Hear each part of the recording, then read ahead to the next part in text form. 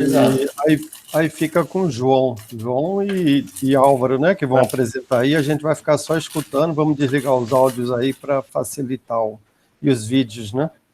Beleza, João? Vai lá, Tranquilo. João e Álvaro. Pessoal, bom dia. Primeiramente, um prazer estar aqui, com tanta gente competente, com tantos amigos. Já são alguns anos, né? Tentando construir barcos autônomos. A ideia da apresentação de hoje é falar um pouco sobre a nossa experiência na construção do N-Boat 2, principalmente no que diz respeito à arquitetura de baixo nível. Então, assim, para quem não me conhece, meu nome é João Moreno. Eu tive o prazer de fazer meu estágio pós-doutoral entre 2015 e 2016, no início da construção, propriamente dita, do N-Boat 2. O projeto em si é mais antigo, foi idealizado pelo professor Aroca e o professor Luiz Marcos, mas eu fiz parte dessa construção dele justamente na parte de assessoramento, automatização. E depois, essa equipe de notáveis aí continuou a aprimorá-lo, né? Tanto o Álvaro, o Douglas, o Davi, que tiveram seus mestrados e doutorados, estão fazendo aí, no caso do Álvaro, no barco. Então, feitas as considerações iniciais, eu vou abrir a apresentação aqui e eu e Álvaro vamos começar a brincar um pouquinho.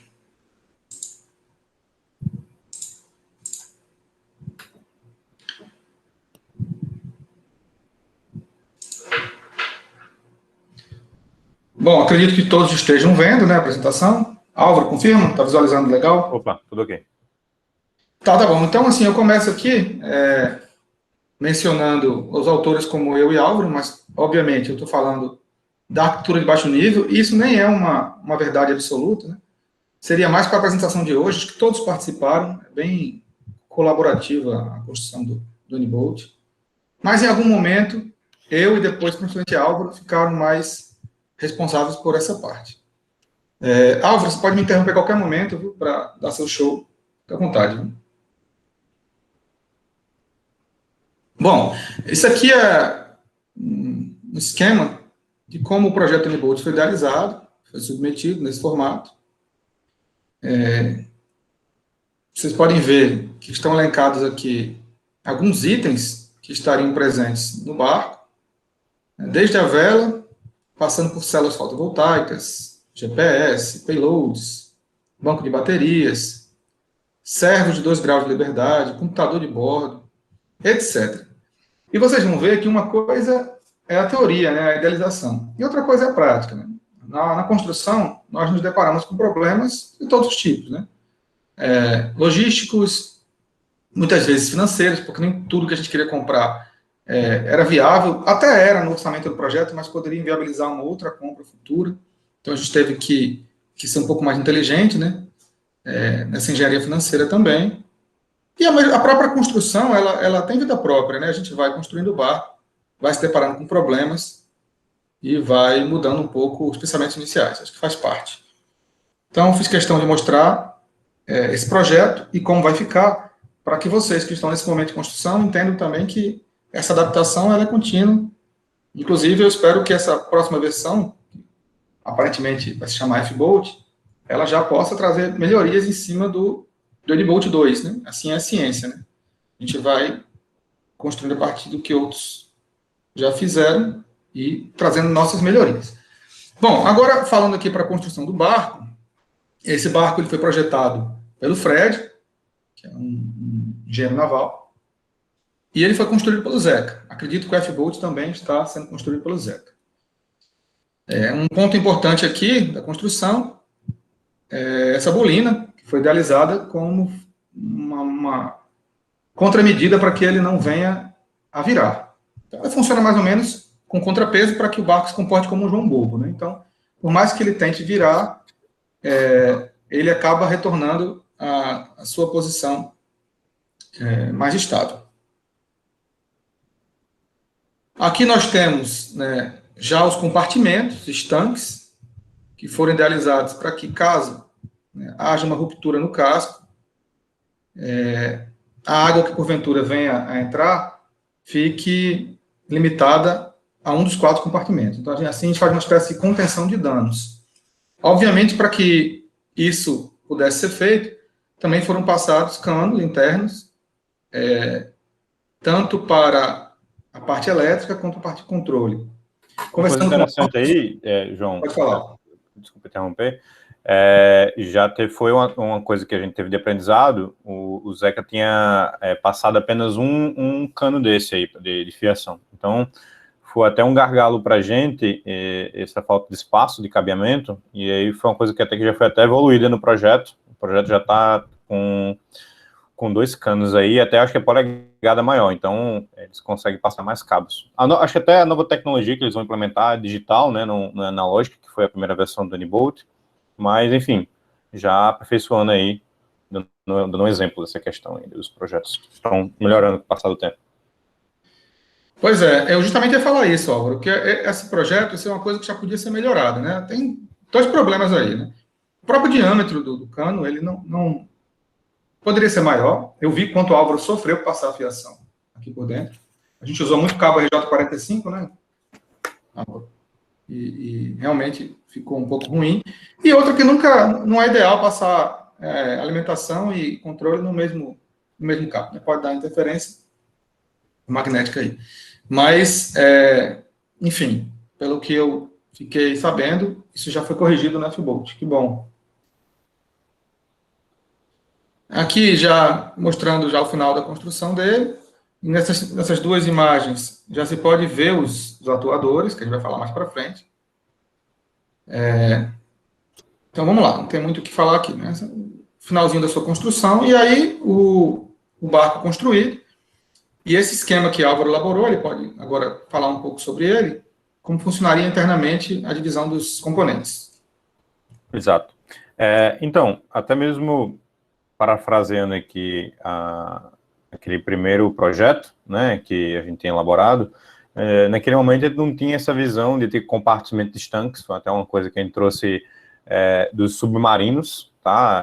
Quando a gente foi estudar, fazer o estado da arte, muitos comparativos que a gente utilizou não eram de veleiros, eram de outros veículos autônomos aquáticos. E os submarinos, né, é conhecido terem essa arquitetura de projeto, de ter compartimentos estanques isolados. Então, foi uma coisa que a gente trouxe para o Unibolt, né? Ele tem um compartimento 1, 2, 3 e 4, isso dá proa para popa, e eles são selados entre si. Então, o meio de comunicação de passar cabo, né, é através desses canos que o João estava comentando, e eu também fiz comentários.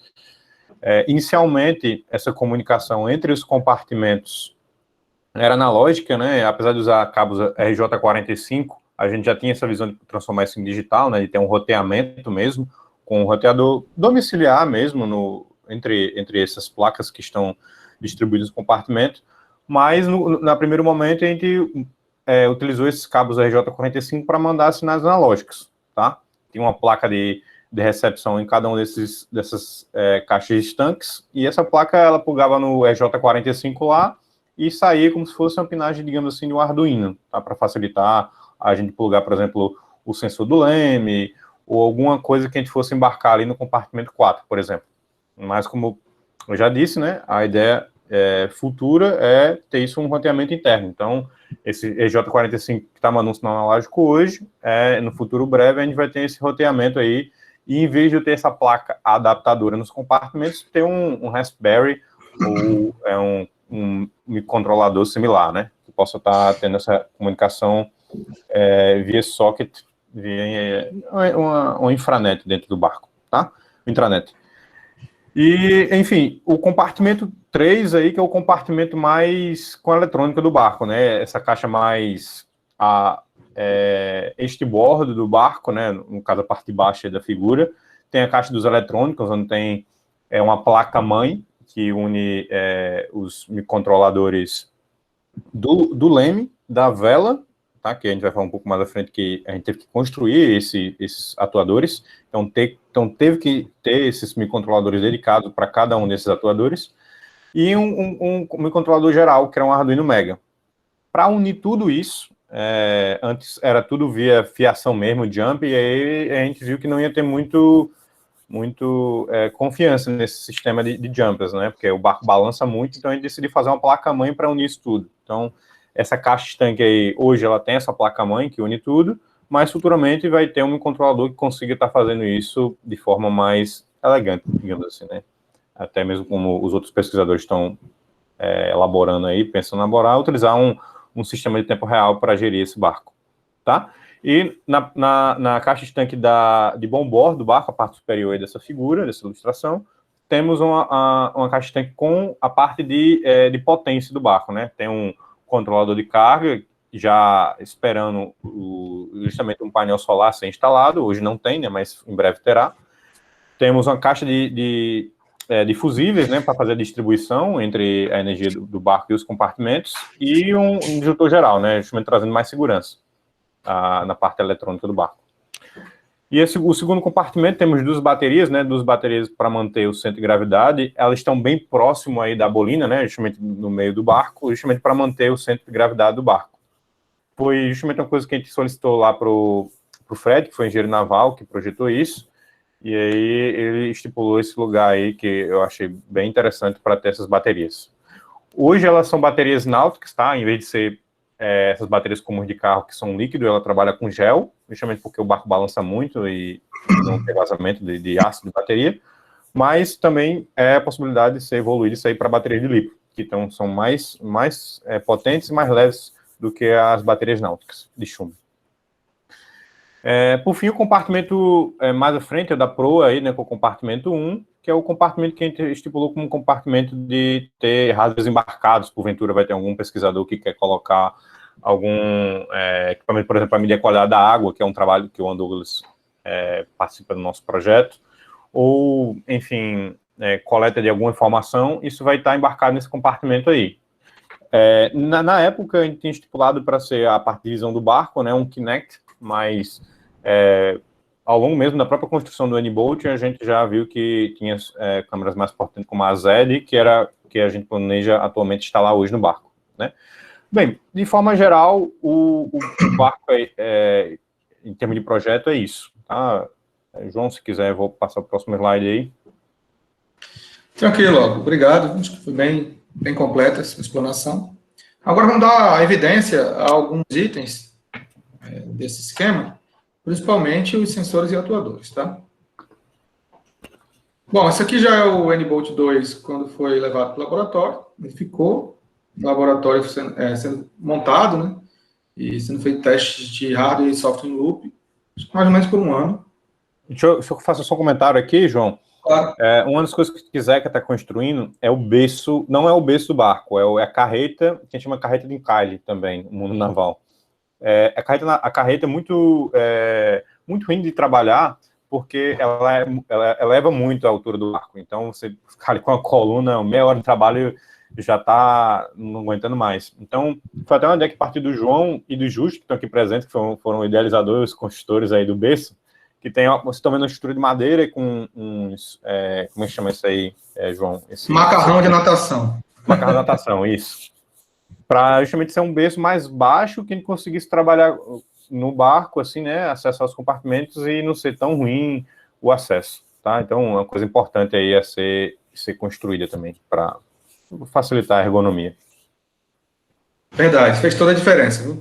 Fez toda a diferença. Um dia fazendo isso, mas ele nos serviu por um ano e nossa coluna agradece. Bom, isso aqui é a arquitetura geral do N-Bolt 2. Desde o sensoriamento, passando pela percepção, mapeamento, localização, navegação, planejamento, controle e a ação dele, né, os atuadores. Mas a apresentação de hoje, a gente vai focar apenas nos sensores e nos atuadores, na parte de baixo nível, tá? Nas rotinas automatizadas dos sensores e atuadores, nós separamos aqui 4 itens. Nos sensores, a biruta, que vai determinar a direção do vento, e o GPS, que vai determinar a geolocalização do barco. Essa informação chega ao controlador. Ele toma as decisões, e aí ele vai corrigir ou manter, né, a trajetória no leme e na vela. O leme, a cana do leme, está sendo movimentada por um atuador linear. E no caso da retranca, né, o cabo da retranca está sendo puxado por um mini guindaste. Se vocês voltarem, lembrarem um pouco dos slides anteriores, esses dois sensores eram descritos como servomotores. Só que ao procurar no mercado, principalmente atuadores náuticos, a gente esbarrou em pouca opção nacional, custo elevado. E a gente acabou adaptando. Em 2 casos, foram 2 adaptações que deram certo, deu um pouquinho de trabalho. Mas o que eu quero dizer com isso? Se vocês têm uma vantagem que é a evolução das coisas, né? Vocês estão 6 anos à frente no tempo. Isso quer dizer que outros atuadores podem ter sido lançados no mercado. E se o problema também não for orçamento, talvez seja o caso de pensar em melhorar isso. Não que não funcione, atende. Mas deixando bem claro que a gente adaptou, tá? O atuador linear, ele é elétrico? É elétrico, Então, a gente vai explicar ali direitinho. Né? Isso, se puder até voltar aí, um slide, tem a foto lá do atuador? Tem não, né? Esse Não, atuador mas vai chegar linear... nele. Ah, show, pronto. Quando chegar lá, faço comentário, então. Não dá spoiler, A gente optou por usar no Arduino mesmo, no sistema de embarcados. A gente sabe das limitações do Arduino Mega. Existem outras placas de Arduino, até com Linux embarcado. Mas, no primeiro momento, a gente conseguiu fazer tudo com Arduino. No entanto, acho que a evolução natural é que vá para um microprocessador mesmo, que vá para um RASP, ou um computador, um mini computador compatível, né? Semelhante, como o Raspberry Pi, por exemplo. E o Arduino, se ele existir, que ele fique no módulo escravo, né? Como uma interface entre o RASP e a parte de sensores e atuadores. Mas a gente tem conseguido dar conta do recado, sim, só com o Arduino, por enquanto. Exatamente. A gente também usou sensores, né, Arduino compatíveis. Pode falar, Álvaro. A ideia é justamente construir por cima, né? Tipo, o Arduino está lá existindo para fazer essa interface. A gente vai falar um pouco mais à frente dos Cebos, que a gente não teve, a gente teve que construir do zero, né? Cebo, então pegou atuadores, fez o sensoriamento, transformou isso num Cebo através do Arduino. Mas a ideia é evoluir esse sistema de controle para, por exemplo, o cálculo e a navegação não ficar no Arduino Mega, que é o que acontece hoje, e a gente tem 2 Arduinos escravos. É tirar esse Arduino Mega e colocar esses 2 Arduinos de cada um dos atuadores sendo controlado por um controlador de alto nível, né? Como um Raspberry, uma Jetson, ou, enfim, uma placa desse nível aí. Bom, aí chegamos agora nos atuadores, né, que eu acho que é o ponto-chave dessa apresentação, acho que vai clarear um pouco para vocês. Nós temos aqui a imagem do atuador linear e do mini guindaste, ambos trabalham com 12 volts contínuo, e aí, vocês olham essa imagem de uma embarcação, vocês vão ver que o atuador linear vai atuar ali na cana do leme, como se fosse a mão humana, né, movimentando a cana do leme, e o mini guindaste vai funcionar como se fosse a mão humana caçando, né, ou pagando, que no caso, puxando ou soltando os cabos, né, que vão movimentar a vela através da retranca. Ok? Aqui, mais uma vez, né, voltando para aquela imagem, mostrando que os 2 elementos já estão presentes desde o início da construção da embarcação. Então, quando ela foi feita, obviamente, já foi idealizada para receber esses atuadores. Dá para entrar outro atuador aí? Claro que dá, mas talvez, né, precise de alguma adaptação. Para movimentar esses atuadores, né, obviamente eu não conseguiria fazer isso direto do Arduino com PWM, por exemplo, né, e queimar a placa em 1 segundo, ou menos. Então, lembrando que, para quem trabalha com microcontroladores, a corrente máxima dessas portas, eu acho que essa realidade se repete também no RASP, em torno de 40 mA, né, 50 mA. Então, a gente precisa de uma interface para potência. A gente usou esses drivers de MotoShield. Na época, eu optei pelo VNH5019. Não sei se ele ainda está sendo comercializado, mas existem N drivers que fazem exatamente a mesma coisa. Esse drive tem algumas vantagens, né, que a gente usou na sua plenitude. Cada drive desse tem 2 canais, que conseguem atuar com 12 amperes, direto, ou 30 de pico, na hora de acionamento, por exemplo, né? De um motor desse. A tensão de alimentação dele é de 3,3 a 5 volts, quer dizer que ele pode funcionar como um shield, direto no Arduino. Ele possui nele um sensor de corrente, que faz a gente estimar já o consumo. Nos testes de bancada, a gente ainda fez algo redundante, usou também um multímetro ligado em série para testar o consumo, mas o próprio Motor Shield pode fornecer isso para o controle, inclusive para estimar a autonomia que resta, né, da embarcação. Acho que isso é muito útil. E é isso, né? O resto eu já falei, ele tem proteção contra tensão reversa. E aí vocês vão reparar que ele tem 2 modos de funcionamento, o single channel e o dual channel. Nativamente, ele vem no dual channel, quer dizer, ele tem dois canais que funcionam com essa amperagem que eu mencionei. No entanto, a gente pode unir os dois canais e fazer um modo single channel que duplica a capacidade de intensidade de corrente, né? Amperagem aí, no caso, para 24 ampere, todo momento, ou até 60 de pico. Então, por que eu disse tudo isso, né? Porque a gente usou os 2 modos. No atuador linear, que tem um consumo bem menor, e assusta menos, porque o mini guindaste assusta mesmo, ele funcionando, a gente usou o modo dual channel. Isso foi bom 2 vezes. Isso foi bom porque a gente não superdimensionou nada. Claro que existe uma margem gigante ainda, mesmo no modo dual channel, mas a outra vantagem é que a gente manteve um canal livre. E esse canal pode ser utilizado para evoluções futuras do barco, inclusive para um payload, por exemplo. Alguma coisa que um sensor que vai medir qualidade da água, ou qualquer outra coisa que vocês queiram, até mover uma câmera, não sei. Né? Acho que o céu é o limite. O que importa é que ficou disponível esse canal que pode ser utilizado futuramente. E tem um modo single channel, que, na verdade, no datasheet da placa já diz qual a intervenção que tem que ser feita. Precisa fazer uma intervençãozinha nela, né, na parte de circuito. Foi feita.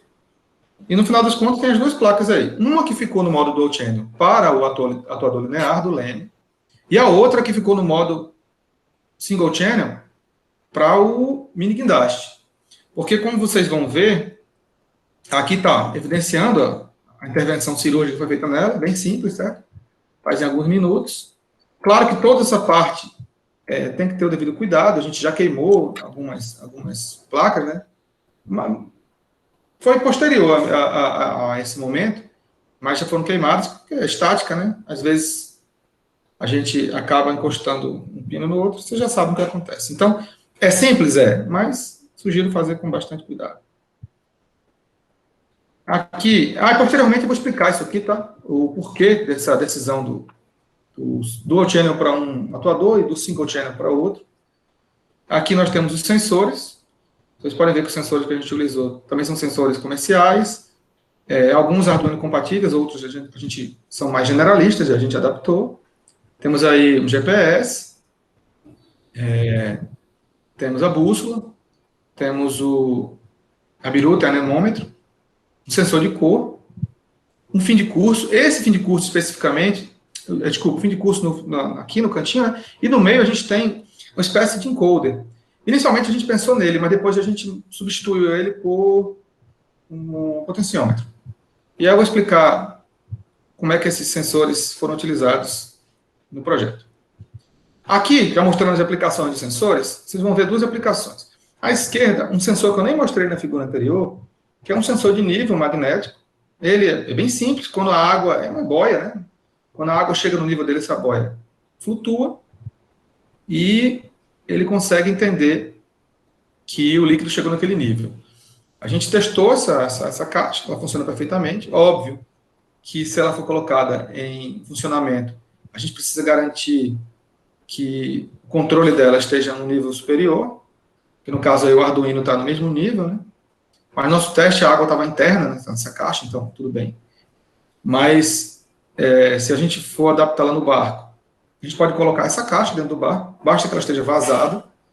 Então, se algum compartimento encher de água, a gente vai vai saber e pode tomar providência a partir disso, né? Como uma espécie de função go home ou um aviso de alerta. São 2 sensores, um em cada lado, justamente porque no próprio balançar do barco, quando ele está orçando, um deles pode levantar. Mas a gente entende que os 2 só vão levantar ao mesmo tempo, e a gente pode estipular aí na programação uma quantidade de tempo para que isso seja considerado, de fato, água. A gente só vai levantar se encher de água, né? Os 2 ao mesmo tempo. Então a gente botou os 2, idealizou aí esse sistema para avisar se a estanqueidade foi comprometida. Não colocou em funcionamento, tá? Mas ele é ok. Acho que vale a pena implementar. E no lado direito, a gente tem o começo da história do atuador linear. O atuador linear, ele é o principal, né? Sistema de controle do barco. Quando a gente está velejando, há quem diga, e Álvaro pode até fazer intervenção agora, que o controle da retranca é muito mais importante que o do leme. Mas nesse barco, sinceramente, quem está controlando ele mais é o leme. Aí o Álvaro pode falar, você está errado, mas assim, pelo que eu percebi, inclusive os testes em água, né, testes práticos. Esteba também pode dar pitaco aí, né? Que velejador. Porque assim, o que eu quero dizer é o seguinte, o N-Boat, ele não se comporta exatamente como um barco do tamanho dele. O N-Boat seria tipo um Trindade, né? Seria mais ou menos uma coisa um pouco maior com um laser. E assim, quando ele está em campo, o leme está atuando mais do que a vela. Então, eu julgo que dos 2 sensores, o mais importante dos 2 atuadores, o mais importante é esse. Porque eu fiz toda essa explanação e evidenciei isso. Porque aqui, vocês vão ver aqui o atuador linear, ele tem 2 sistemas de controle, redundância. Porque nós achamos que é a parte mais sensível da embarcação. Então, inicialmente... Bom dia. Inicialmente, a gente elaborou esse sistema de cores, como se fosse uma régua de cores, que ia posicionar o quanto esse atuador linear está ou não, não sei, o movimento dele, né? Porque vai funcionar como um encoder posicional. A gente tem um sensor de cor, que ele vai entendendo essa faixa entre uma cor e outra. Vocês vão ver que existe o branco. Então, se fosse branco e preto, seria um encoder. Mas como a gente fez em cada parte que possui cor, uma cor diferente, a gente consegue determinar em que posição está o atuador linear e, consequentemente, o leme, né? Inicialmente, quando o barco liga, existe uma calibração, ele posiciona no centro, e a partir daí ele consegue se situar. Demorou um tempo para esse sistema ficar ok. E ele tem alguns problemas, né? Porque a luminosidade influencia. Por isso mesmo, quando ele liga, a primeira vez, ele se calibra. O sensor de cor, ele vai ter... ele tem 4 sensores, né? Ele pega o R, G e o B, e também a luminosidade. E a partir desses sensores dele, a gente consegue fazer essa brincadeira. Depois do tempo... Deixa eu fazer uma intervenção aqui também. Comentário.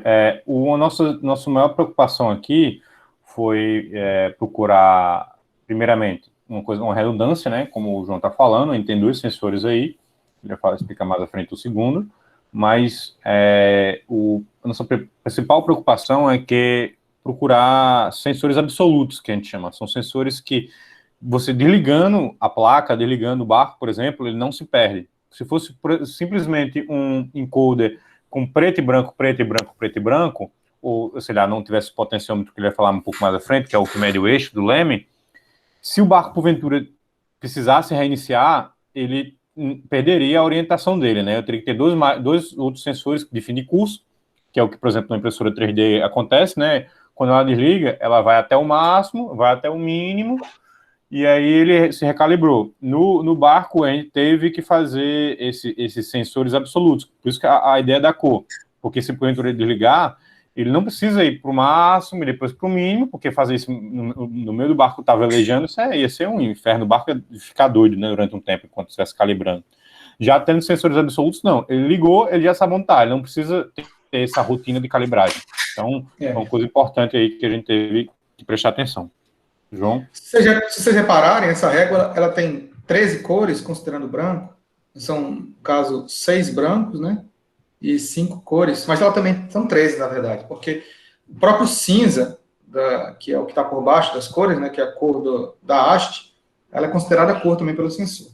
Então, imagine aí, são 13 posições. Eu vou aqui botar um slide para ficar mais claro, depois a gente volta para falar um pouco do outro sistema, né? Na verdade, vocês podem ler já nesse slide que tem escrito Sistema de Backup de Controle do Leme. Por que Sistema de Backup? E depois de um tempo, a gente colocou a vaidade de lado, por mais que a gente tenha perdido 1, 2 meses nesse sistema e ficou muito bom, a gente percebeu que o mais simples era melhor ainda. Então, inicialmente, ele era o nosso sistema principal de controle, e depois ele passou a ser nosso sistema de backup, o sistema redundante. Mas como é que ele funciona? Né? Vocês vão ver aí que tem, como eu falei, 13 cores, né, considerando o cinza. Vocês conseguem ver meu mouse? Ou só eu vejo? Estou mexendo ele aqui, ó. Meio fraquinho, mas... Positivo, consegue, estou vendo. Positivo? Pronto, na verdade, quando a gente desliga e liga ele novamente, a gente colocou ele para ele girar num dos dois sentidos, né? Não sei se foi fechando ou abrindo, agora não me recordo.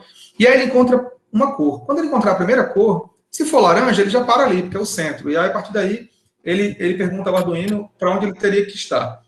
Se for uma cor que esteja à esquerda do laranja, ele já se posiciona no sentido oposto e vice-versa. Então, rapidamente ele procura o centro e depois se posiciona onde deveria estar. Eu não sei nem se depois o Álvaro até otimizou isso para ele já procurar a cor que ele deveria estar naquele momento, para que o Leme mexa o menos possível. Porque é como o Álvaro falou, né? Se a gente tivesse que percorrer toda essa régua para depois se posicionar, seria alguns segundos aí que a gente perderia com o barco indo, às vezes, para a direção errada.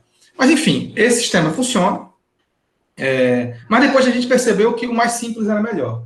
Então, a gente colocou um potenciômetro no eixo do Leme. Esse potenciômetro, um potenciômetro linear, né?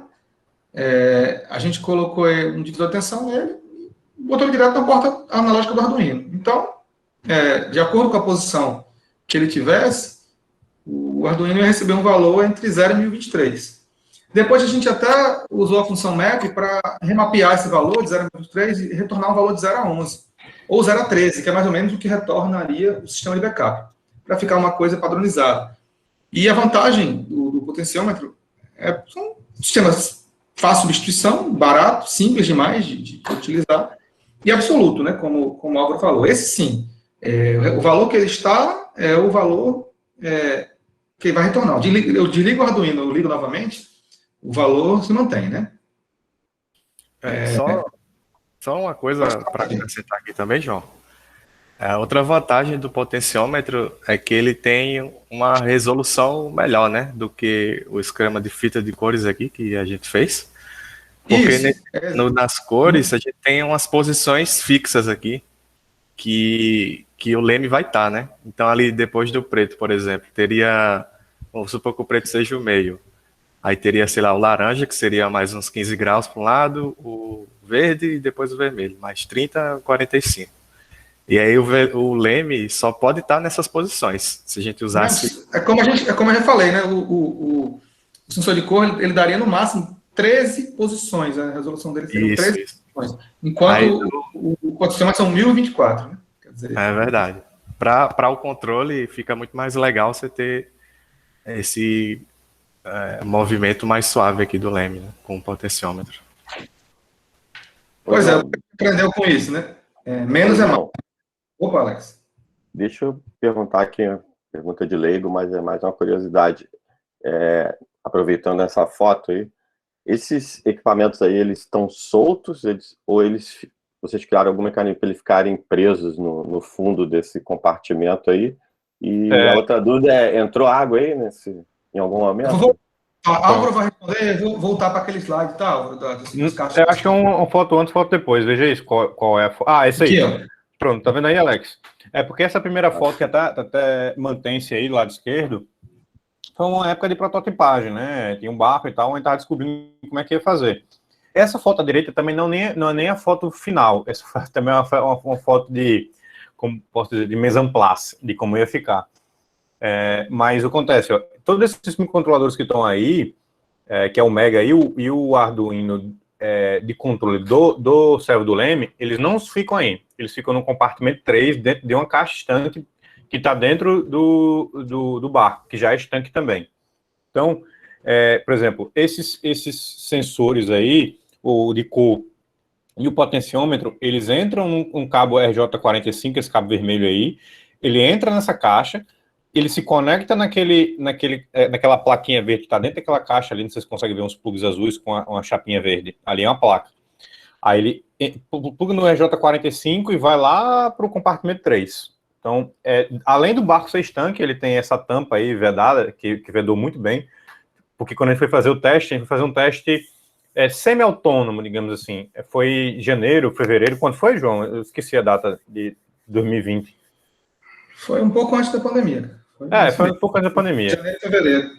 Isso, a gente fez um teste semi-autônomo do barco. Novembro? Novembro? Olha aí. Novembro de 2020. Foi? Não, 2019. 2019.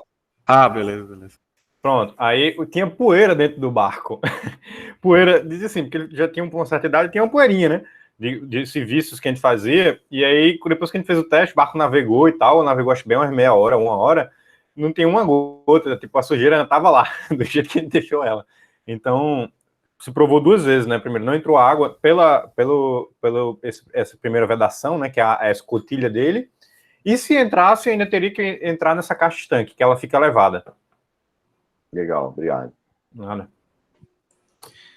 Beleza, então assim, como eu falei, aqui menos é mais, né? A gente fez o sistema mais simples, no final das contas. Ele seria o sistema de backup, mas depois a gente se perguntou por quê, né? Vamos inverter isso? E aí ficou o sistema principal, um potenciômetro. E como a gente já tinha tido muito trabalho, manteve o sistema de backup da régua colorida. Mas talvez nem precise, tá? O potenciômetro dá conta do recado. Esse foi um ponto que a gente discutiu no grupo ontem, né? Então, acho que já está bem explicado aqui. Bom, isso aqui são aplicações dos sensores. Eu acho que aqui o Álvaro e o Davi podem até falar melhor. A gente está vendo aqui o GPS e a bússola. Estão ligados aí num Arduino, numa plaquinha que foi confeccionada.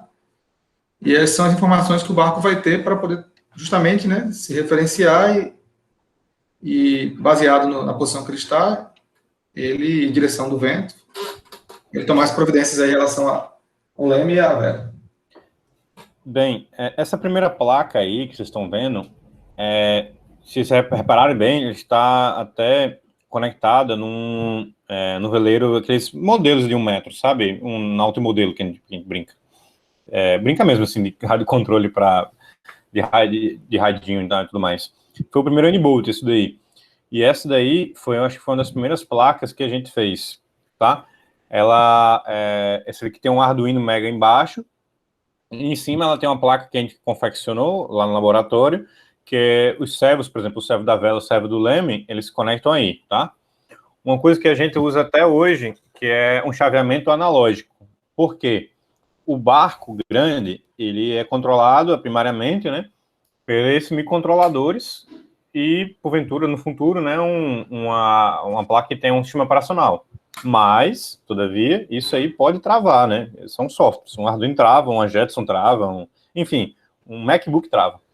Então, a gente teve a ideia de colocar um receptor de um rádio controle, tá? O mesmo rádio controle que controla esse barquinho aí, poder controlar o barco grande, tá? O N-Bolt.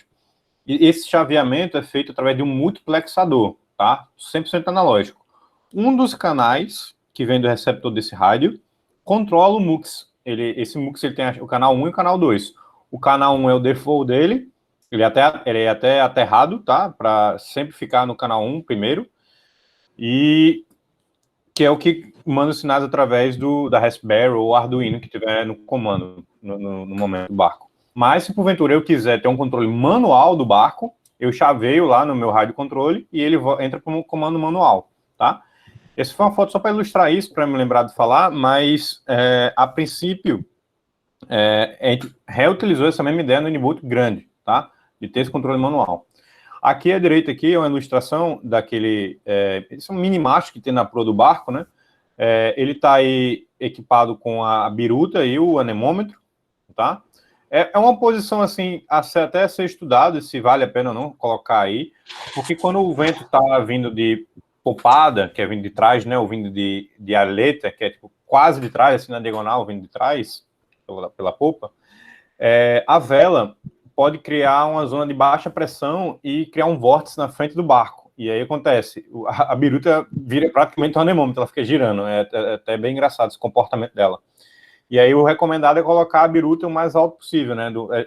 Geralmente esses barcos oceanos, a biruta fica no topo do mastro. Então, o que a gente projetou para fazer, até depois desse teste semi-autônomo, foi colocar a biruta no topo do mastro. Ela ficou aí, porque eventualmente encaixou, ela tem um plugzinho, né, uma entradinha que encaixou bem direitinho no tubo do mastro, e colocou só para bater a foto, mas, enfim, o que são os sensores do barco para coletar esses dados do vento, né, desse clima que está em volta do barco, a biruta e o anemômetro. Com ele, Davi pode até falar melhor do que eu, são os dados primordiais que você precisa, que é o GPS, tá? O GPS vai dizer sua localização e sua velocidade relativa, e o anemômetro vai justamente ajudar o cálculo dessa velocidade relativa, porque o GPS vai estar a velocidade absoluta do barco, né, o quanto o barco está andando, não é uma coisa 100% exata, né, porque tem um delay e é calculado entre a interpolação dos dois últimos pontos do GPS, mas já é uma leitura, né, o ideal era colocar um sensor debaixo d'água, que tem os sensores primitivos veleiros de competição que tem, né, média velocidade do barco, mas o GPS já resolve esse problema. Então, o GPS mais o anemômetro e a biruta é o mínimo de sensoriamento que você precisa para controlar o barco, tá? E aí, essa é a exemplificação disso daí. No mais, em relação a essa foto, acho que é isso, João. Tranquilo. Só para Finalizei, Davi. Só para localizar o pessoal, é que na imagem da esquerda aí, essa placa a gente usou na primeira versão, né? Na versão menor. Isso. No N-Boat 2, a gente está usando a Pixhawk, né? Como a gente já tem falado aí nas reuniões. Tá? Só para deixar isso claro que isso aqui foi feito na primeira, e aí o que a gente aprendeu, lógico, né? Tanto o sistema que o Álvaro falou também, a gente passou para a versão maior. Pô, já tava preocupado, pô. Você quer me dar um susto, Davi? Isso, por isso que é bom esclarecer. Já tava pensando, cara, o André já tá aqui desesperado. Não. Isso aí foi justamente como eu falei, da primeira versão, até que ele tá no cavalete do barquinho. Consegue identificar aí, Davi? Você viu a bolina do barquinho? Como é que é? Dá pra ver a bolina do N-Boat 1, preta ali. Foi, eu só me liguei porque você falou no começo. Até eu achava que era no barco maior. É verdade, ali atrás. É que essa foto ficou muito cortada, mas enfim, para exemplificar a evolução disso, né, e da ideia do multiplexador, que eu acho que é uma ideia muito importante que tem que perpetuar isso daí, ter esse controle manual, tá? João, avança a foto aqui, eu acho que tem uma coisa para comentar também na próxima foto. Pronto. Como o João estava falando, nossa grande dificuldade foi que, tipo assim, existia atuadores servos, né, digamos assim, no mercado, que são utilizados em veleiros oceano de recreio, né? Por exemplo, você consegue comprar um atuador para o leme do barco da Ray Marine, que é uma fabricante de atuador para servo, né? Ele faz o servo mesmo. Sendo que era muito caro. Um atuador desse, um servo dele, é em torno de 10 a 15 mil reais, tá? Porque isso não é fabricado no Brasil, é fabricado fora. E esses equipamentos já são caros lá nos Estados Unidos. Então, se você vê um americano falando que é uma coisa cara lá, com certeza vai ser olho da cara aqui no Brasil. Então, o que a gente partiu para fazer o da vela, que também existe, né? Existe catraca, Esteban pode falar aí melhor do que eu acho, não sei se está mais presente, mas se procurar na internet, existem catracas próprias para veleiros. Para o cara não quer pegar na catraca lá e fazer força para caçar a vela, ele pode comprar um guincho, né, que a gente chama, o catraca elétrica, o cara aperta um botão e ele faz essa atuação, tá? Mas, ainda assim, eu ainda teria que construir todo o sensoriamento por cima, então, a gente preferiu comprar um guincho, né, um guincho de quadriciclo, para ser mais exato, um guincho pequeno de 3.000 libras, que é mais que o suficiente para a vela do barco, e a gente teve que construir todo o sensoriamento em cima dele, tá? O que está sendo colocado aí nessa imagem é justamente um potenciômetro para ficar no eixo do carretel desse guincho, tá? Então foi uma coisa que a gente teve que construir. Além disso daí, desse sensor, que é um sensor absoluto, né, um potenciômetro que fica no eixo do carretel do guincho, Existe também um sensor de fim de curso no cabo da vela, né, a escota. Ela tem um sensorzinho como se fosse do impressor, com a caça o máximo que dá para caçar.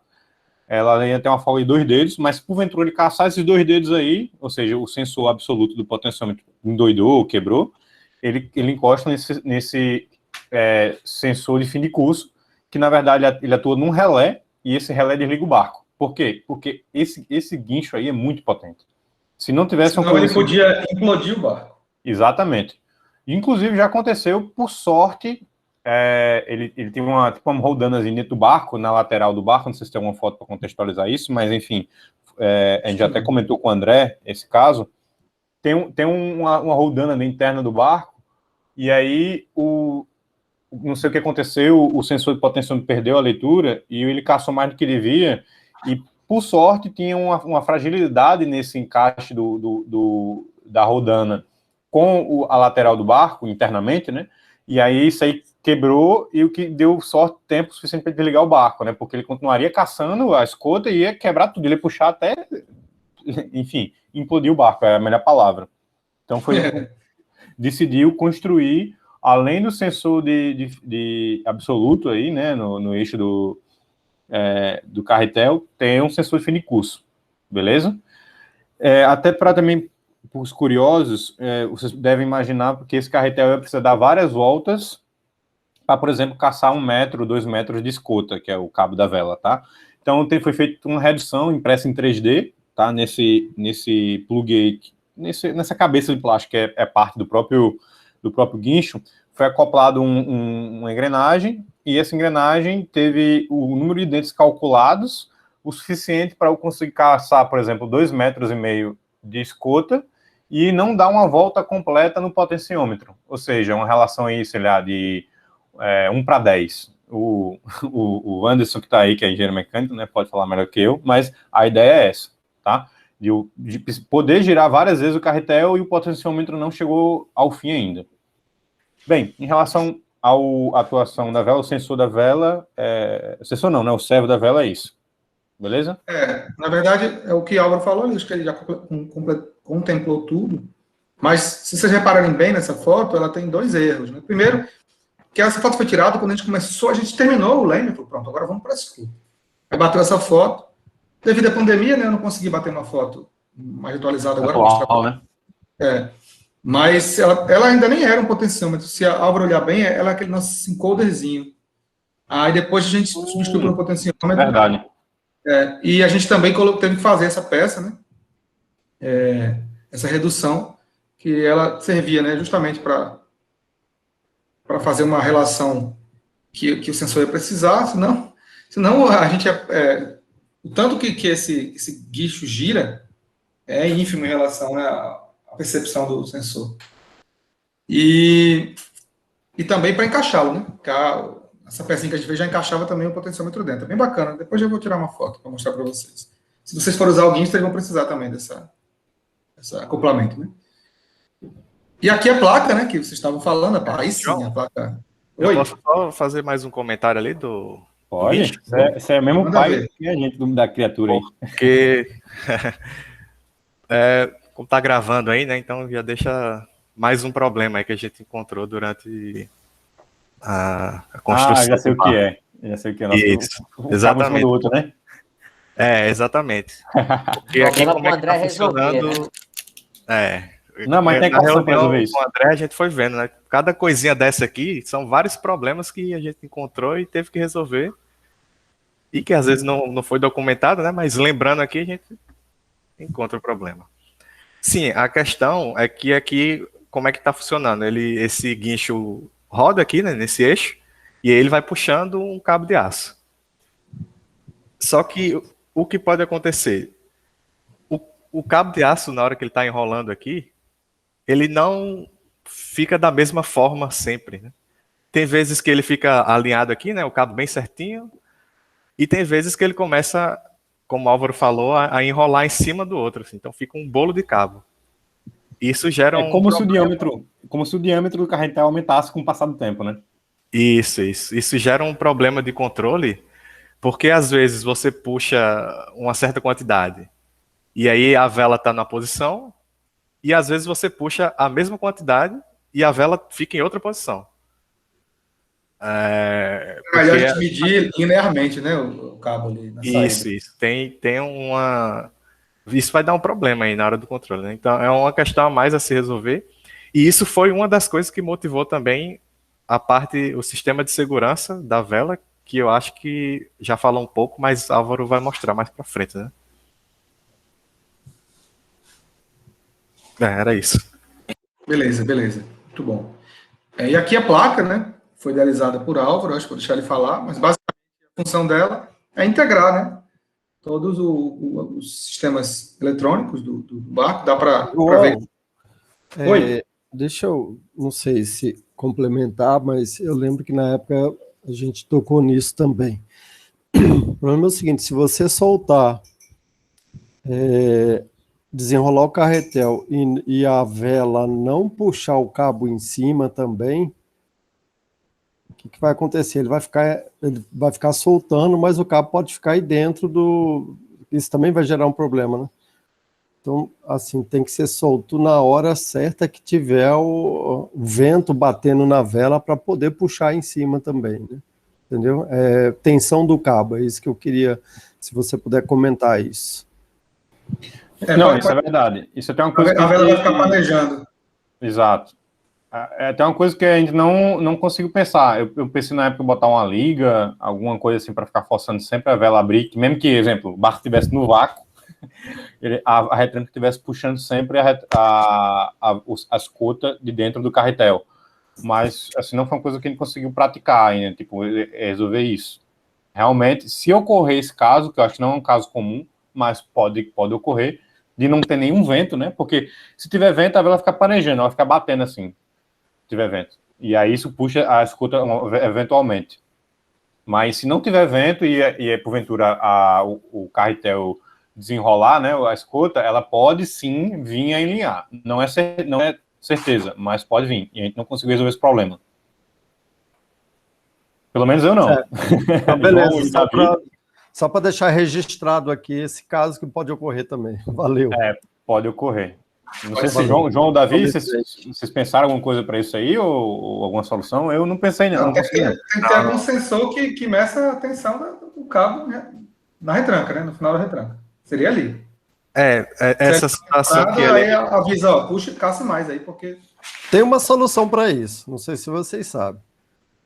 É botar um outro motor embaixo do mastro. No próprio eixo. Se houver, no próprio eixo do mastro. Se houver, se não tiver tensão na escuta, ele dá um jeito de ter tensão. Ele vai para o lado que tiver mais inclinado. Ele puxa a vela para o lado que tiver mais inclinado. Aí, com certeza, vai estar sempre esticada a escuta, né? Mas esse é o problema. A escuta tem que estar sempre esticada, né? Ela não se a gente tivesse esse motor, a gente nem precisaria do outro. Aí não precisaria do outro, mas esse motor ele tem que ser muito mais forte do que... Quer dizer, ele tem que ser muito mais forte do que o guincho para poder girar o mastro em cima. E aguentar a tensão do vento também em cima da vela, né? Entendeu? Aí não precisaria nem da escuta, né? Tira esse sistema de guincho e deixaria o outro. Como é o caso de uma vela rígida, né?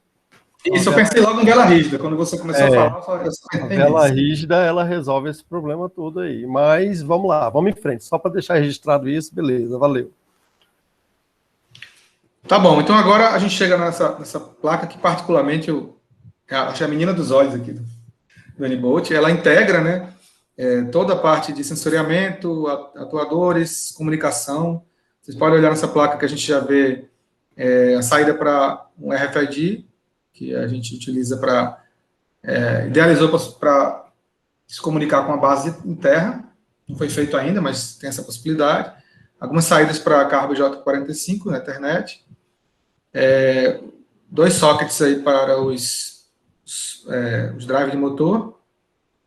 E também ali acredito que seja um Arduino Mega com um shield, um proto shield em cima, escondendo ele. É isso? Isso. Como eu tinha dito, né, a ideia dessa placa aí foi abolir a ideia do jumper. Ela está conectando aí, a princípio, nesta foto aí, né, ela está conectando aí 2 Arduinos Uno, um Arduino Mega e a shield de cada um deles. Porque, como eu falei, como o João falou também, né? Tem uma shield, essa primeira shield aí da quem tá vendo, com os dissipadores de calor prateados e os plugs azuis, são as shields de potência, acho que não me engano, na sequência do leme e da vela, tá? E no da direita é aquela shield que eu fiz, que eu falei, que é uma shield que faz o chaveamento do multiplexador, que eu consigo receber o sinal do rádio. Você vê até a foto do lado aí, eu tenho um receptor de rádio escrito Comunidade Europeia, esse CEzinho, é tipo uma caixinha, o João, se puder apontar aí, uma caixinha de plástico escrito, isso aí é o receptor do rádio. Isso aí pluga na placa amarela ali, que aí tem um multiplexador, que aí faz o chaveamento do automático para o manual. Mas, enfim, além disso, essa placa, como eu falei, ela tem 3 plugs RJ45 que podem chavear toda essa informação que vem e é transmitida dos Arduinos para um roteador, né, se for o caso de a gente ter uma arquitetura maior nível, com uma Jetson, ou enfim, outra placa que tenha um sistema operacional, e ele não ter que ter vários jumps conectados no Raspberry, vários jumps conectados numa Jetson. Então, eu ter essa interface via digital, tá? Que é uma possibilidade, via socket, via um roteamento interno. Álvaro, eu fiquei com 2 dúvidas, tá? Depois, se acabar, me lembra que eu quero perguntar. Show. E aí, além disso, vocês veem aí, ó, por exemplo, tem um XB conectado aí. Aí tem outros, não sei se conseguem ver umas cabecinhas pretas. João, ali na foto da esquerda, se puder apontar, tem umas cabecinhas pretas. Sim, eu pretas. chamei XB de RFID, né? Desculpe, é verdade. Isso. Tem uns lugarzinhos de jumper ali, ó, umas caixinhas pretas, tá vendo ali, ó, uns pontinhos pretos? Que tem tipo um labels em cima. Do lado da esquerda, esses aí. Esses aí justamente é o quê? É já colocar o shield, por exemplo, do anemômetro, já colocar, do anemômetro, não, perdão, do tá escrito aqui, se você reparar. Né? Tá escrito aí. O magnetômetro, GPS. Verdade, olha aí, eu sou organizado mesmo. Álvaro, Fala. só quero saber uma coisa, você vai fazer essa placa pra gente, mandar imprimir de novo e... Cara, assim, se vocês quiserem, sim. Essa placa tem o projeto do CAD dela tá guardado, entendeu? Tá naquela pasta lá do Drive. O que acontece? Isso aí demora até. Tem que falar com a empresa, eu acho uma empresa de Fortaleza que fez para mim. Tô tentando lembrar o nome da empresa aqui agora. Mas, enfim, não preciso falar. Não foi de São Paulo, não? Perdão, eu contei com a empresa de Fortaleza e de São Paulo, mas aí quem fez foi a de São Paulo. Isso, verdade. Bem lembrado, Helene. Certo. Mas eu agora, não preciso a ideia dela não é para trabalhar, né? Hoje. Desculpa, professor. Não preciso a ideia não é botar isso tudo na nave ou etc. Isso que eu ia falar agora. Isso aí porque a gente tem todos esses sensores que o quê? Tem shields para isso, e nessa arquitetura que a gente fez aí com shields, realmente ficava bagunça com o jumper, tá? Mas o que acontece? Que é o que a gente recomendou até para André e para a evolução do próprio N-Bolt, que o Davi já estava partindo nessa empreitada aí à frente também, que é utilizar uma Pi-Rock da vida, ou esqueci o nome que vocês falou agora aí, dessas placas utilizadas em drones, que já tem tudo embarcado. Nave. Nave, se não me engano, é uma Pi-Rock voltada para mundo naval. Correto, Davi? Ou Helene? Enfim. Na verdade, ela pode ser usada em tudo quanto é drone, né? Isso. Mas ela foi inicialmente desenhada, por isso que o nome dela é Navio, né? É uma referência, sei lá eu aqui, mas aí o pessoal passou a utilizar ela em drones aéreos também, tudo quanto é tipo de drone, né? Beleza. Enfim, é uma placa voltada para drone, seja naval ou aéreo, que aí já tem tudo. Tem, tipo, todos os sensores em relação à navegação estão embutidos. Logicamente que vai ter que colocar input de sensor de vento, né, como biruta e anemômetro. Mas ela tem essas entradas analógicas que já resolve tudo. Ou seja, pelo menos a parte de sensoriamento, dá para jogar essa placa fora aí que eu fiz. Infelizmente. Deu muito trabalho, mas dá para jogar ela fora. Show de bola. Isso. E aí, só para complementar aqui, essa placa maior que vocês estão vendo aqui na imagem da direita e na esquerda também, é como se fosse uma extensão daquela primeira placa, se lembra? Que a gente mostrou lá para o Nauti Modelo? Isso. Pronto, essa placa aqui é como se fosse uma extensão daquela placa. E aqui, essas conexões aqui que o Álvaro está mostrando até, são as conexões do GPS que tinha lá naquela placa, do magnetômetro, como o Álvaro falou. E isso não está sendo mais usado, né? Então, a placa ela está lá dentro do barco, desse jeitinho aqui que está na imagem, só que no momento ela não está sendo usada para muita coisa. Essa parte aqui de baixo, por exemplo, já conecta, aqui tem o CE aqui que o Álvaro falou, né? Ele já conecta direto na Pixhawk, né? Aqui, os drivers, eles só estão aqui para alimentar o Arduino. Eu não acredito que não tenha nenhuma conexão que está sendo usada, nenhuma conexão do Arduino aqui, né, na placa. Então, eu acho que sem a placa funcionaria. E no momento, como está lá no barco, é como está assim, tá? A placa está lá, mas ela não está sendo usada para nada. Davi e Álvaro, a dúvida que eu fiquei foram duas, na verdade. A primeira, se existem 3 Arduinos aí embaixo desses shields ou eles não, eles são conectados. Dessa foto aí, sim. Tem 2 Nunos e 1 Mega. Sim, beleza, entendi. Então, embaixo desses 2 drivers da placa ali proto. Isso. Mas é porque, como você sabe, né? O mundo do hardware evolui muito rápido. Então, como o Davi me falou, não há necessidade mais disso. Não há necessidade. E ali em cima, outra dúvida, isso aqui são reguladores de tensão, que são 4 saídas? Não, então, porque eu pensei de ter umas entradas de potência para, por exemplo, ligar a buzina, como eu falei até, né? Hoje o totemzinho lá, o mini-mastro na proa do barco, tem uma buzina lá. Aí, por quê? Para dizer o status dele, por exemplo, eu tô endoidou aqui, aí ele fica lá, tipo, 3 buzinadas para, 3 buzinadas para, é o quê? É um comando, um sinal dizendo que ele tá doido. Carregou a nova missão, tipo 2 buzinadas, e aí assim vai, entendeu? Ter atuadores, tipo, de luz, de vela, de buzina, enfim, eu tenho esses atuadores aí, são MOSFETs, na verdade, isso aí. Certo. Beleza, entendi. Eu fiz um projeto. Recentemente eu fiz uma buzina assim mesmo, uma buzininha. Show, massa. A placa-mãe é isso aí, mas, enfim, tem que ser analisado o que tem que ser feito para essa Pixhawk, porque, como o Davi mesmo falou, Pixhawk resolve muitas coisas, mas ainda vai ficar faltando coisas de potência, né? Ela não tem isso de potência, ela não tem essa resolução de potência. Teria que ter um drive de potência ainda. Respondendo até o que o André falou, eu acho que se a gente fosse confeccionar a placa novamente hoje, ela já seria diferente. Seria tipo, metade do tamanho. Vai ser também mais diferente ainda. Então, acho que não vale a pena replicá-la. Tem que fazer uma do zero que atenda os ideais do projeto. Pronto, eu lembrei aqui uma coisa que a placa está fazendo. Lá, os sensores de vento, né, no momento, eles estão lá naquele totem que o Álvaro falou, né? Eu coloquei eles lá.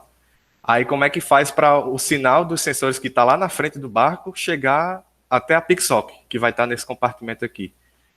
Lá no compartimento 1, ele tem uma plaquinha com um conector RJ45. E aí o conector, ele sai para um desses cabos RJ45 aqui, e sai lá do primeiro compartimento, e entra nessa placa aqui. Aí, a partir daí, o sinal vai estar disponível nesses jumpers aqui, nesses conectores aqui que a gente falou antes. Pronto, aí daqui desses conectores é que vai para a Pixhawk. Então, a placa está sendo usada só para isso, como um hub aqui para receber todos os sinais de sensores que estão mais longe, né? Para daqui a Pixhawk pegar e usar no que ela tem que usar. Mas só fazendo uma defesa da placa aqui, se o N-Bolt chegar onde a gente espera que chegue, várias funções que essa placa hoje não estão sendo utilizadas vão ser reativadas. Porque hoje a gente está usando um controle remoto, desse que a gente usa em drone, né? Aeromodelos. Mas no momento em que o N-Bolt ele for autônomo, né? Não só no sentido da palavra energeticamente falando, mas também de tomar a decisão, eu acho que a gente vai utilizar bem mais funções dessa placa. E a ideia desse XB é retornar, né, a situação do barco para uma estação interna, para que a gente possa ter um monitoramento e até fazer alguma intervenção, caso alguma situação de emergência ocorra. Seja o XB ou outro, né? Porque, como eu falei, pode ser plugado um roteador, né? O ideal que o XBee tem essas limitações de potência também, né? Mas é um roteador domiciliar mesmo, o industrial, pode fazer às vezes dessa comunicação, né? Mas, beleza, essa é uma discussão para outro momento, mas eu achei que o roteador seria mais comunicação interna do próprio barco. E o RFID faria essa comunicação a grande distância. Eu acho que esse modelo que a gente pegou, em teoria, ele leva até 12 quilômetros. Na prática, a gente testou, não conseguiu mais do que 500 metros, não, na Lagoa do Bonfim. Porque fica dentro da caixa, né? Tem um problema disso aí, né? Ele fica muito abafado, Isso. dentro de uma caixa, dentro de outra. Ele abafa muito isso, não. Eu fiz um módulo de teste com o Douglas, levei para a Lagoa do Bonfim, sem o barco, e a gente testou a distância máxima, acho que foi 500 metros que retornou o ping. Porque, por exemplo, o que o André deve estar preocupado aí em saber é se vai precisar da placa ou não, nesse momento agora, pro F-Bolt. Aí a resposta é não, não vai precisar da placa. Agora, como eu falei, a placa tem uma utilidade aqui dentro do barco, né? Que é essa de pegar o sinal que está lá na frente e passar para a PIXOC. Tá, se não tiver a placa, como é que isso vai ser feito? Aí é a solução que o Álvaro estava falando, né? De um sistema de rede sem fio aqui dentro do barco, que em cada compartimento vai ter algum roteador, e aí essa informação que está lá na frente vai chegar aqui, até a PIXOC. Então, se não usar a placa, isso vai ter que ser pensado. É isso que a gente está discutindo aqui. Entendi, Exato. entendi. Tranquilo, pessoal? Vamos seguir, né? Então, aqui já são os testes de potência, né? Pronto, que ficou na frente aí desse multímetro, mas você vê no cabo da escota, tem tipo uma pecinha de plástico. Tá vendo aí, André, que eu tinha falado de a outra foto, quem tava olhando não tinha essa peça. Ou tava meio ruim de ver. Sim, sim. Isso aí é o que bate no fim de curso. Eu bati aqui na mesa, mas... Enfim, essa peça de plástico é como se fosse um copo, um cilindro, e aí tem lá o do final, né? Se ele caçar todo... Uma botoeira que a Álvaro botou. Exato. Aí, se ele caçar todo, ele fica uma distância assim, mais ou menos, de uns 5 centímetros, 10 centímetros. Se ele caçar todo, porque é justamente a retranca fica na horizontal. Mas se ele caçar mais, a retranca fizer assim para baixo, aí ele bate e aí desliga o barco. Que é o final do final da segurança. Mas quando o Álvaro desliga, desliga mesmo, porque fica pressionado no fim de curso, o barco desliga. Porque o que aconteceu no teste, Davi pode me corrigir se estiver errado, no dia que quase implodiu o barco, foi porque o Arduino travou. Se o Arduino travar, não adianta eu mandar um sinal digital para ele falando, ei, chegou no final de curso, pare. Não vai adiantar, ele já está travado. Aí eu pensei, como é que eu resolvo isso? De forma rápida. A única maneira de resolver isso de forma rápida para o barco não continuar puxando e destruir tudo é desligar tudo. Aí ele tem um relé geral e desliga tudo. Isso. Mas ele, quando desligar, eu posso religar, né? Posso programar de alguma forma que ele religue. Né? No momento, não. No momento, não, mas você pode. Esse relé pode ter alguma coisa que consiga subscrever esse relé. Tá. Pensando nisso aí.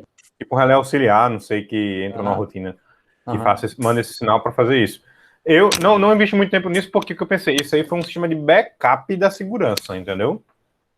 Teoricamente, ele não é para bater nesse fim de curso, nunca. Mas, se bater, ele liga o barco. Pelo menos o barco não implode. Mas a gente pode ligar nesse mesmo relé, no normalmente aberto dele, que o relé fica, normalmente, no NA normalmente dele... fechado. Ele é normalmente fechado. No NA dele, a gente pode ligar um outro Arduino que, de alguma forma, descolhe. Boa, pode ser isso mesmo. Descolhe, né? Descolhe. Aí, quando ele for acionado, um desliga, o outro liga, e ele descola o sistema. Não sei, dá uma pensando nisso aí também. No momento, não tem. Ele fica desligado mesmo. Olha, é o seguinte, se esse bicho desligar, ele é para ficar desligado, é porque algum problema aconteceu. Tem que ter uma intervenção humana. Então, ele desligar e avisar a Terra, deu um problema no barco. Aí a Terra pode usar um controle remoto, inclusive, para religar o bicho. Eu acho que não vejo... Pronto, isso aí nesse mesmo relé a gente coloca depois, né? Esse é o intuito, porque se eu desligar a embarcação toda, ela morre e não vai ter nenhuma comunicação. Como é que eu vou avisar a Terra e como é que eu vou controlar? Você não vai desligar tudo, você vai desligar o que está dando problema, né? Que é a vela, entendeu? Entendi. Na hora que o relé chavear, pessoal, aí... No momento está desligando tudo, né? Você desliga vai tomar providência só com aquela peça que está defeituosa. Avisa a terra, ó, deu problema, a terra toma alguma providência. Então, isso aí qual a tudo é solução coisa aí? que No outro a gente borne fala boa, liga no sistema, passar, né? Hoje ela está desligando tudo, mas eu posso ligar só o driver da vela, resolve o problema, realmente. Eu não tinha Isso. pensado nisso. Uhum. Não, é porque também estava muito, assim, fácil essa solução, porque o que passava ali não era o cabo do driver, o que passava E ali aí, do lado liga o era o motor, cabo não de vai ter o energia. motor, não vai ter o motor elétrico, liga o motor elétrico e toca de volta para casa, pronto. Pode ser uma solução, de ligar só o driver. Pode ser. É porque hoje é uma solução bruta, né? Mas a gente pode melhorar. Uhum. O meu intuito foi como eu falei, nunca ocorrer isso. Acho que ficou claro, né? Que a solução hoje é um corte de energia, não é uma solução de controle, mas a gente pode melhorar. Pode.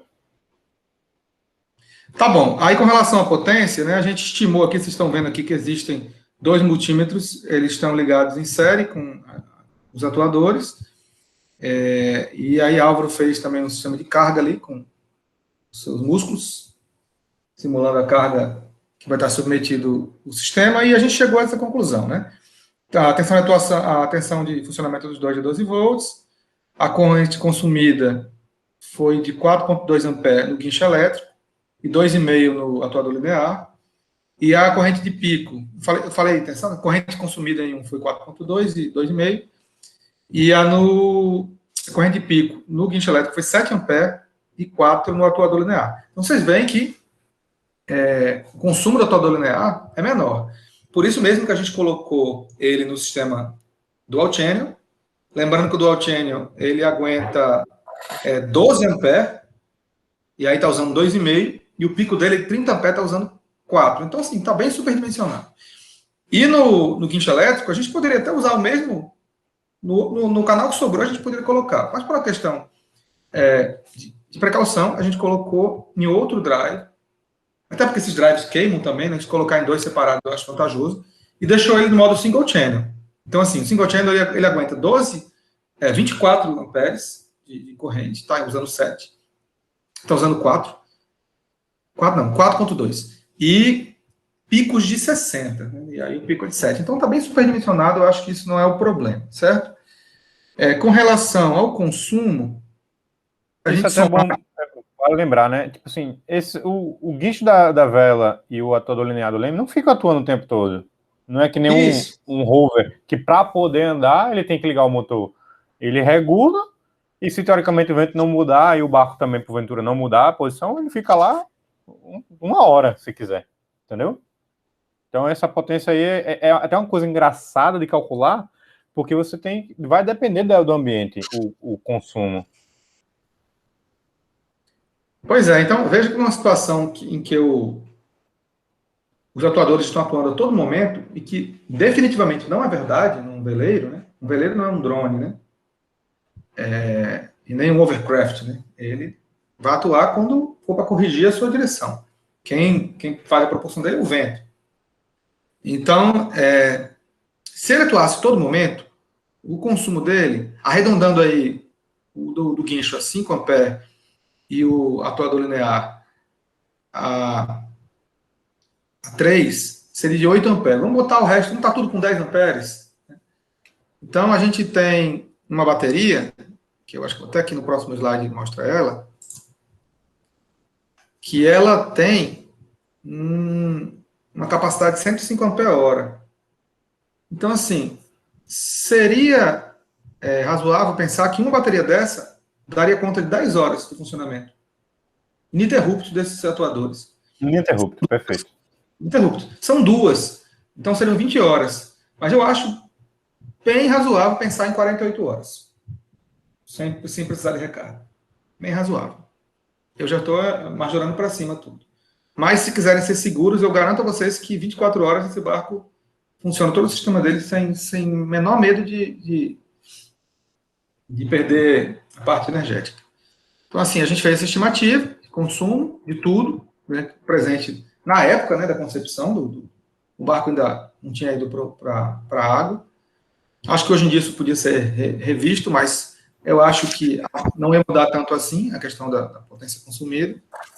E volto a dizer, com esse banco de baterias, tem a parte de energia solar que a gente pretende implementar, porque a ideia é que o N-Bolt seja totalmente autônomo, ou seja, que ele tenha um sistema que chega a tal ponto que ele entra até no modo de consumo de energia, nem que para isso ele precise demorar mais para chegar em algum trajeto, para que ele possa ser recarregado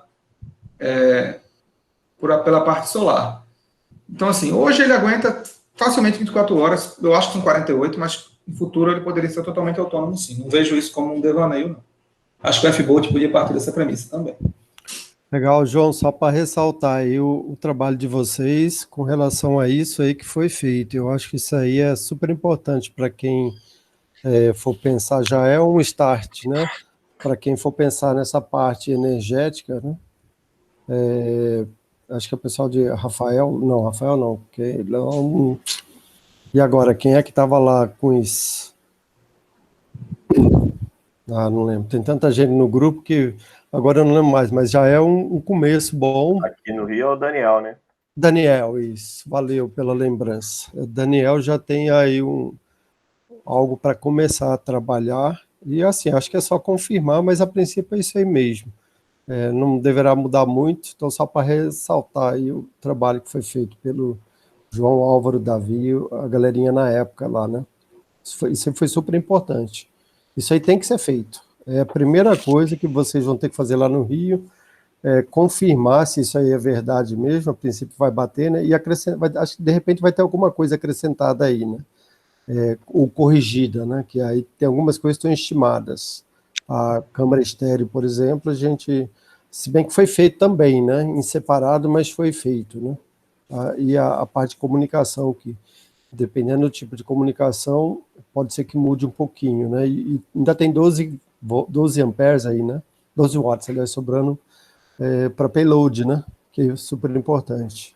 Isso, a gente chamou esse potência para payload. A gente nem usa hoje, né? Mas já colocou aí na estimativa. Beleza. Bom, e também, assim, caso vocês queiram colocar geração de energia, não necessariamente precisa ser só solar. Vocês podem aproveitar o vento para isso também, né? As embarcações usam energia eólica, tipo rotor de Savônios. Não sei se vai mudar a aerodinâmica da embarcação, por ela ser pequena. A Álvaro pode até falar sobre isso. Mas são possibilidades, né? Se vocês quiserem tentar tornar o barco autônomo. E o que você acha, Álvaro? É uma possibilidade, tem que ver só essa limitação de espaço, né? Geralmente esses aerogeradores ocupam bastante espaço. Mas assim, como a gente está usando só a vela, cara, pra gente isso aí seria luxo, né? Colocar essas outras energias alternativas. Dá para aproveitar a corrente da água também, né? Embaixo, não, dá para fazer bastante coisa, né? Eu acredito que para o S-Bolt a gente quando o motor elétrico... Quando o motor elétrico estiver sendo usado, por exemplo, fazer ele reverter e jogar seu gerador, né? Motor baixo. O motor que vai estar na água. Se ele não estiver sendo usado, reverte ele e faz ele se transformar num gerador, né? Daria também, além do vento, né? Daria para aproveitar. Mas assim, a gente não... Isso é luxo. Seria luxo aqui, né? No modelo atual, que a gente não tem nenhum motor elétrico nem nada para poder... E não tem nada pesado aí para tocar, entendeu? Se o barco fosse elétrico, é diferente, né? Vai ter que pensar nessas outras alternativas mesmo. Beleza. Professor, lembro que na época, se me permite, a gente tinha pensado que haveria motor elétrico, né? Nessa questão de uma batida, né? Teríamos um motor para retardar, né, a velocidade. Tínhamos pensado um monte de coisas com o João e com Davi, né? E há duas opções, né, também nessa energia alternativa que eles poderiam pensar, né? Que às vezes o barco fica parado, então, nesse sentido, para aproveitar a força do vento, né, seria uma forma, né, que alimente as baterias. E se o barco está navegando, existem umas turbinas que aproveitam essa velocidade e poderiam recarregar também as baterias também, né? A gente tinha, pelo menos eu vi alguns trabalhos relacionados a essa otimização de energia alternativa, né? Beleza. Obrigado, deixa eu só esclarecer aí para o Alex. O que a gente chama de payload aqui, Alex, é tudo que você for colocar de aplicação embarcada. Então, por exemplo, a gente tem lá o monitoramento da qualidade da água, né, que está sendo feito um drivezinho para pegar um bracinho que levar lá e descer os sensores para subir e trazer de volta e pegar esses dados e mandar ou por rádio, né, ou pelo telefone via satélite, ou deixar armazenado dentro do próprio barco. Aí cada um vai fazer, pode pensar de uma maneira qualquer, né, deixar armazenado num cartão flash, por exemplo, depois, quando o barco chegar, recolher esses dados. Então, tudo que for de aplicações que você pensar que vai rodar embarcado, que vai estar embarcado, envolvendo hardware, envolvendo software também, envolvendo transmissão, a gente chama de payload aqui. É carga paga, é o significado disso, né? Então, carga paga é tudo que, quando você manda um satélite lá para cima, o satélite é a carga paga do foguete que está levando ele, né? De certa maneira. Ok? Beleza. Obrigado, Eliane. Eu ia justamente falar isso, né? Nossa equipe, o responsável pelo payload é o Juan Douglas. Ele criou um sistema de monitoramento da qualidade da água. E se vocês repararem, o próprio sistema do N-Bolt, ele tem livre um canal de drive motor, justamente porque se um payload precisar de um mini guindaste para descer, por exemplo, um sensor para medir a água, está disponível já esse drive que pode ser utilizado para controle desse motor. Então, lembrando que o N-Bolt, eu acho que o F-Bolt também, são veículos generalistas, então ele pode carregar de um tudo. O que ele vai carregar e pode ter diversas funções, é o que a gente chama de carga paga, payload. Vamos lá. E pronto, né? Acho que finalizo a apresentação. Eu gosto de botar essa mensagem, né? Que é, para se sentir completo, um homem só precisa de um barco e de um céu estrelado para guiar. Quem é velejador sabe bem do que eu estou falando. Tá bom? Espero que tenham gostado.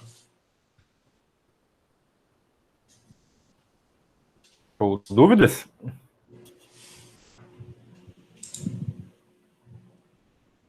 Muito bom.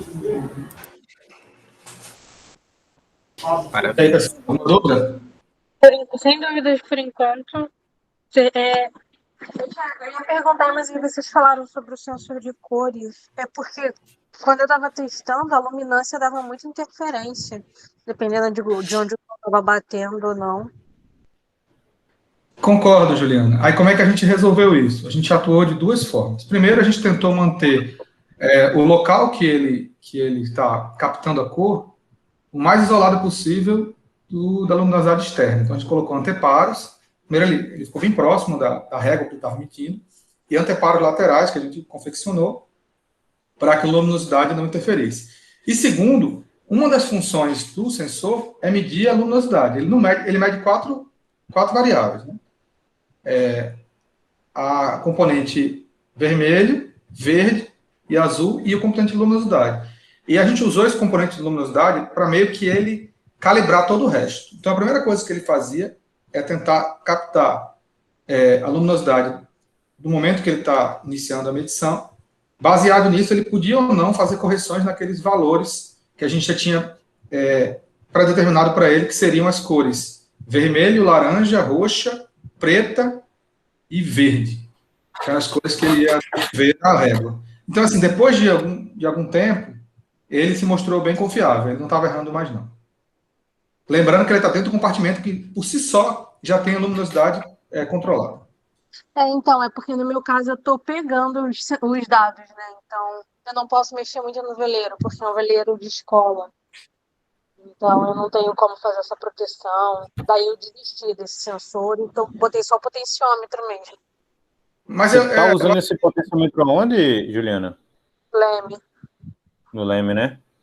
É isso mesmo. A gente começou com a cor, depois ela existe porque a gente teve muito trabalho e ela funciona.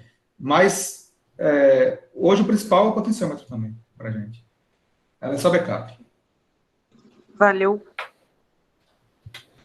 Pessoal, deixa eu aproveitar e tirar uma dúvida. Primeiro, parabéns pela apresentação. Pô, show de bola. Eu que sou da área de ciência da computação, aprendi muito aí com vocês. E mais uma coisa, se fosse um carro, eu ia saber que eu dirijo o volante, aperto o acelerador, aperto o freio. Aí eu tô doido, eu não sei velejar, então tô doido para ver isso funcionando. Aí minha dúvida era o seguinte, quando você tem lá a posição do vento, a direção do vento, a posição, você falou um outro sensor aí, e aí você tem os dados para tomar a decisão, e vamos supor que essa decisão é mexer ali no leme, né? Qual o tempo disso, assim? Entre o sensor ler, você processar, saber qual decisão que você vai tomar e acionar o atuador e isso te direcionar ali para a tua trajetória. Isso aí está muito ligado ao P&D. Acho que até o Davi pode falar mais do que eu, porque ele que projetou mais a fundo isso daí, mas o tempo de resposta é muito limitado pelo tempo de atuação desses atuadores aí. Isso que eu ia Por falar. alto mesmo, por alto. Assim, Não, o controle, a tomada de decisão dura menos de um segundo. Entre ele receber o dado, que é a direção do vento, e a posição do barco, é mais de um segundo. Agora, para o atuador agir, aí esse nosso gargalo, é o que a Álvaro está falando. Exato. Pode demorar segundos, que não é o ideal, né? Que num veleiro normal, o velejador faz isso em 1 a 2 segundos. Acho que lá, eu não vou te dar o valor exato agora não, mas são alguns segundos. É um problema para manobras de curta distância. Para manobras longas, acho que não tem mais complicações. Mas quem idealizou a parte de controle foi Davi. Se ele quiser fazer alguma colocação. Isso é um problema, Davi? Esse tempo aí, se não está no tempo do velejador? Como é? Essa última parte eu não entendi. Se esse tempo não está num tempo de um velejador humano, isso é um problema para vocês? Ah, tá. A gente nem chegou a fazer essa comparação, sabe? Mas o que eu posso dizer, e que talvez ajude aí no entendimento, é que dentro do código lá do controle, ele tem um loop de controle, né? Esse loop, ele normalmente é um tempo fixo. Então vamos supor 200 milissegundos. Aí, dentro desse tempo de 200 milissegundos, ele pega as informações de sensores, né? Pega a informação da posição do leme da vela, faz o cálculo lá de como, baseado na orientação e tal, que ele tem que seguir, na velocidade, de qual seria a próxima posição da vela e do leme, e manda fazer o ajuste. Logicamente, como a gente viu até naquela tabela lá, e o pessoal falou também, ele tem um tempo meio alto, assim, não é instantâneo, né, para você botar a posição da vela, né, leva um tempo para chegar lá. Mas a cada loop de controle, ele vai tentando fazer esse ajuste, à medida que, de pouquinho em pouquinho, ele vai ajustando o rumo que ele quer seguir. Você já tem um vídeo disso funcionando? Startou, tá? Temos os vídeos sim, lá no YouTube. Vídeo lá que vocês viram, inclusive, na última apresentação, né? Tá com ele aí, Álvaro? Cara, tem o YouTube do barco, tá todos os vídeos estão lá. Eu posso liberar, eles estão privados. Disponibiliza o link aqui para não listados, disponibiliza o link aqui no chat. Botar no grupo lá, pode não ficar. Que a gente já está bem adiantado, né, no tempo. Bota um grupo lá, o Alexandre. É muito grande essa apresentação, essa gravação, né? Deixa eu só agradecer a João, Álvaro, Davi, Justo, que são quem participou inicialmente, até a André também, que lá no início de tudo estava aqui conosco, e deixar registrado aí a importância do trabalho, né, novamente de vocês. E, assim, o que a gente espera é realmente que haja mudanças, né? O que a gente fez até agora é ciência e esperamos que essa ciência evolua, né? Que não fique aqui, não. Então, tudo que vier de bom aí, tudo que puder ser adicionado, modernizado principalmente, né, João? Que seja modernizado, tá certo? Com relação a esse tempo,